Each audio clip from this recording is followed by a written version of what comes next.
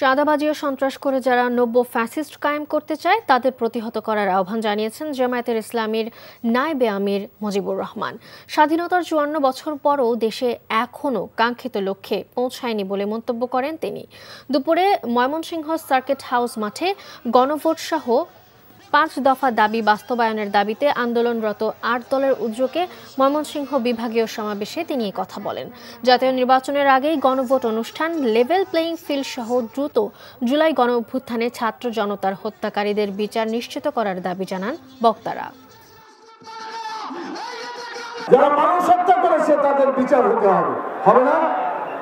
এখন কেউ কেউ বলছে আমরা ক্ষমতায় গেলে সব বিচার উঠিয়ে দেব, বলছে না? বলছেন।